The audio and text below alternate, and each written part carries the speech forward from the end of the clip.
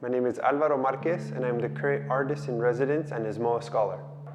I'm a multidisciplinary artist who uses art as a way of expressing the questions that I have about the world around me. My goal as an artist is to get people to think critically about their place in the world and how it is that we've come to be in the world that we exist. I don't necessarily make art as a commodity to be sold, though I do engage in that economy. My goal is more to think about the why than the what. While in residence at ESMoA, I've been thinking a lot about the long history of displacement in what we call the Los Angeles Basin and the role that industries have had in shaping our built environment. The residency has been an important opportunity to work at a larger scale than I'm typically able to do in my own studio, and it's given me the time and space to dive into these questions that I've had. Having access to this space has been a real gift. Given the context of the pandemic, it's given me the opportunity to get out of my home into another safe space. It's given me an opportunity to spend time with my son in a creative environment, letting him see what it is that I do for a living. And it's allowed me to venture out of the little bubble that I created for myself at home during the pandemic. I found my identity as an artist when I was a doctoral student pursuing a degree in cultural and ethnic studies. I realized that a lot of my research was taking me into the realm of the ways that art can operate as another modality of social inquiry. So my path as an artist has been a bit circuitous. I've been making art since I was a kid. I grew up reading comic books very avidly, and it was there that I first started to understand the power of images in conveying narrative. So when I first learned how to draw, I learned by drawing what I saw in comic books.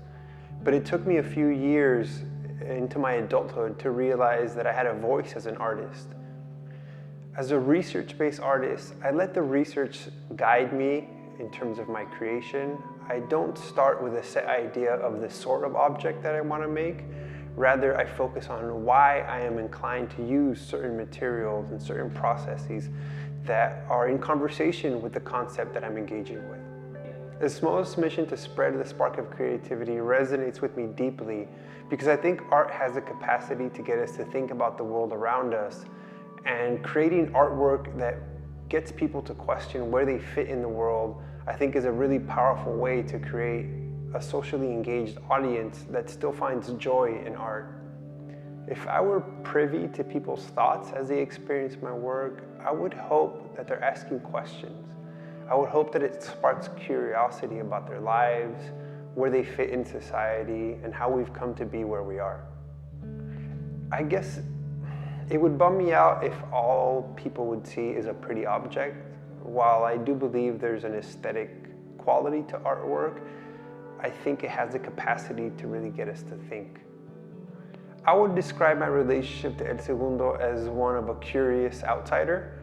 I have lived in the South Bay for a few years and no longer live here, but El Segundo becomes a site to think about the larger processes that have shaped the greater Los Angeles region.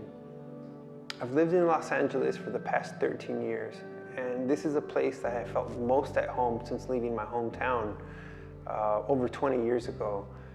I think that the history of Los Angeles is very complicated and rich, and it mirrors the overall processes that have shaped California and the Southwest. And as a historian, I'm fascinated by how I fit into this story.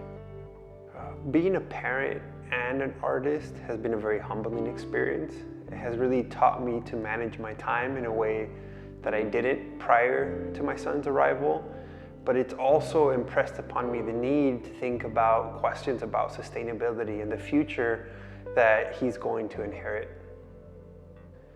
In 5 years, I hope to continue my practice and to continue teaching. Aside from being an artist and an advocate, I am also an educator. So I see my practice and my art making and my teaching as interwoven processes. Educators wear multiple hats. You provide social support, you think about the world, and you're also very creative because I think pedagogy is a creative act.